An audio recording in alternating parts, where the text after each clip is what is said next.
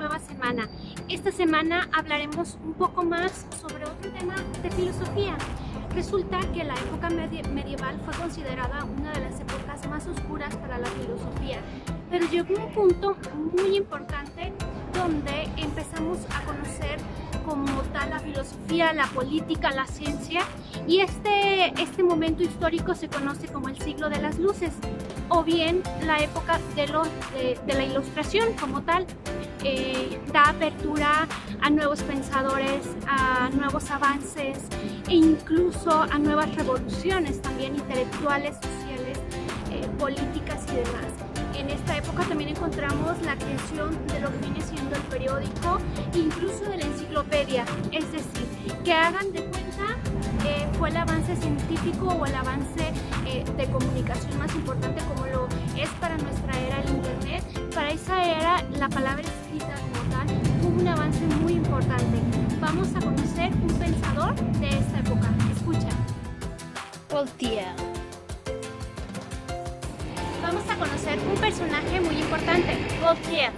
Fue un francés revolucionario para su época que en Francia fue considerado en un momento dado como una persona que no era grata para las personas importantes de Francia del momento. Incluso fue encarcelado durante mucho tiempo. Ello le llevó a viajar y ir a Inglaterra, ya que en este país tenían un pensamiento un poco más desarrollado en cuanto a cuestiones políticas, y eso le permitió conocer otros ámbitos como lo fue la política e incluso el teatro como tal. Era un apasionado de Shakespeare y ahí empezó a conocer a personajes que le permitieron dar pauta para sus teorías y sus aportaciones filosóficas muy relevantes. Voltaire fue considerado deísta, ya que él creía que Dios era un bien común, un bien que necesitábamos para poder continuar en nuestra sociedad.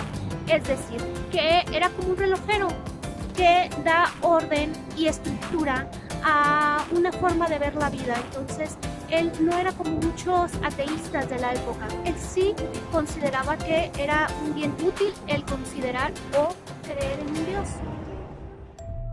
Para Voltaire, lo importante era mejorar la vida humana y alcanzar la felicidad de la mayoría, no desentrañar los misterios del universo. La filosofía tenía, a su entender, una dimensión fundamentalmente práctica. Era un arma para combatir las supersticiones, la ignorancia y las diversas formas de fanatismo. Voltaire luchó sobre todo contra la intolerancia, contra todos los que quieren imponer sus creencias a los demás al grito feroz de «piensa como yo o muere». Abogó por la humanización del sistema penal y por la desaparición de la tortura y la pena de muerte. Por encima de todo, Voltaire fue un enamorado de la vida, maravillosa, dramática y contradictoria, que concluyó uno de sus poemas con esta declaratoria rotunda: «El paraíso terrenal está donde yo estoy».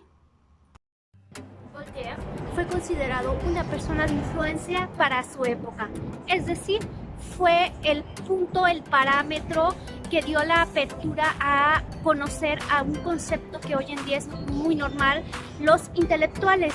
Personas que no precisamente tienen una preferencia política, religiosa y que por eso tengan autoridad, sino que aquella persona que a través de sus escritos genera ideas, teorías y demás, y que pueden ser de uso público o no.